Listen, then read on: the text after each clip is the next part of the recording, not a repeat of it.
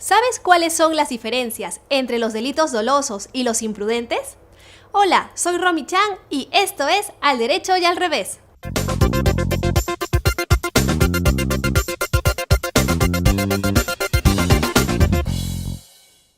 Cuando se comete un delito, el Estado debe sancionar tomando en cuenta la gravedad de lo que se ha hecho. Esto hace que, para que un juez pueda imponer una pena, siempre deba tomar en cuenta si nos encontramos frente a un delito doloso o si nos encontramos frente a un delito culposo. Pero, ¿qué diferencia hay entre un delito cometido con dolo de un delito cometido con culpa? ¿Por qué es relevante esta distinción? ¿Siempre es necesario que un juez distinga entre estos dos conceptos? En definitiva, es indispensable que para emitir una condena, un juez establezca si la conducta ilícita fue realizada con dolo o si fue realizada con culpa. Así, por ejemplo, mientras el homicidio doloso se sanciona con una pena que va entre los 6 a 20 años de cárcel, el homicidio culposo se sanciona con una pena máxima de apenas 8 años. Esta distinción también es relevante en la medida en que no todos los delitos se sancionan en sus modalidades dolosas y culposas. Así, por ejemplo, el delito de daños a la propiedad solo se sanciona penalmente en su modalidad dolosa, pero nunca en su modalidad culposa. De manera que nunca se irá preso por haber roto por descuido un cofre de cristal, pero sí en caso de romperlo con la voluntad de dañar el bien y perjudicar a su propietario. Ahora bien, existen varias teorías que sirven para explicar la diferencia entre el dolo y la culpa. En este programa nos centraremos en la teoría que mayoritariamente es aplicada por nuestros tribunales y por los diversos especialistas, es decir, en la teoría volitiva del dolo. La teoría volitiva, o teoría de la voluntad, establece que el dolo es conformado por la suma de dos elementos: el conocimiento y la voluntad. En función a estos elementos pueden distinguirse 3 tipos de dolo y 2 tipos de culpa o imprudencia: el dolo directo, el dolo de consecuencias necesarias, el dolo eventual, la culpa con representación y la culpa sin representación.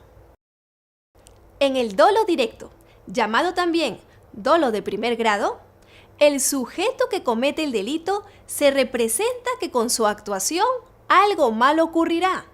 realizando dicha acción lesiva con la voluntad de que lo malo ocurra. Así, por ejemplo, quien le tira un balazo a una persona antes de disparar, se representa que con dicha acción puede matarla, disparándole justamente por querer acabar con su vida. En este caso, quien realiza el delito conoce y se representa que con un disparo puede matar a alguien y quiere hacerlo, realizando así un homicidio con dolo directo. En el dolo de consecuencias necesarias, el sujeto también se representa que con su acción algo malo puede ocurrir y quiere que eso malo ocurra, pero únicamente en tanto es una consecuencia necesaria e indispensable para alcanzar un objetivo principal. Así, por ejemplo, quien coloca una bomba en el auto de un empresario para matarlo, a pesar de conocer que siempre es trasladado por su chofer, en el caso en que la bomba explote y mate a ambas personas, realizará un homicidio con dolo directo respecto del empresario y un homicidio con dolo de consecuencias necesarias respecto del chofer. En el dolo eventual, el sujeto también se representa que con su conducta algo malo puede ocurrir, pero a diferencia de los otros casos, no desea que eso malo ocurra. No obstante ello, se le sanciona por dolo eventual por haber actuado mostrando un menosprecio por el bien jurídico protegido.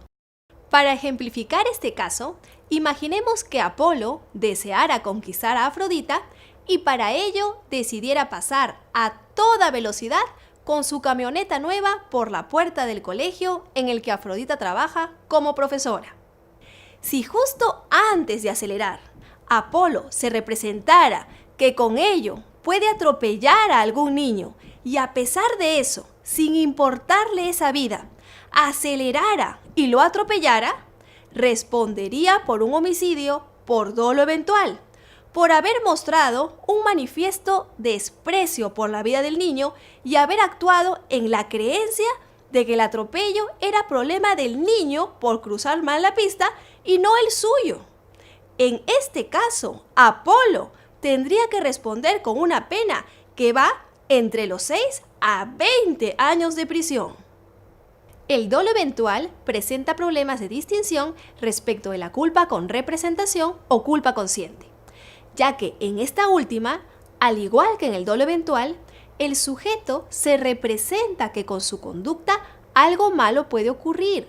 y no quiere que eso malo ocurra, pero continúa actuando en la confianza de que podrá evitar el resultado. Es decir, a diferencia del dolo eventual, en el que el sujeto asume la producción del resultado y muestra un menosprecio por el bien jurídico, en la culpa con representación, el sujeto confía en que nada malo va a pasar y en que en todo caso podrá evitar que lo malo ocurra. Así, en el ejemplo de Apolo y Afrodita, si justo antes de acelerar, Apolo se representara que con ello puede atropellar a algún niño y a pesar de ello acelerara confiando en su destreza como piloto para evitar cualquier accidente, igual respondería por el homicidio, pero no por dolo eventual, sino por culpa con representación. A fin de recordarlo, podríamos decir que la culpa con representación cuenta con el eslogan creado por una conocida compañía de seguros, en tanto operará cada vez que nosotros actuemos diciéndonos a nosotros mismos, como dice la canción, todo va a estar bien, pase lo que pase, todo va a estar bien. En estos casos, a fin de distinguir entre el dolo eventual y la culpa con representación,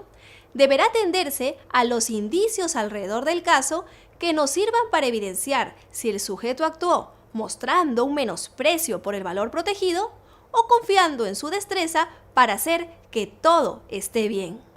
Por último, en la culpa sin representación, llamada también culpa inconsciente,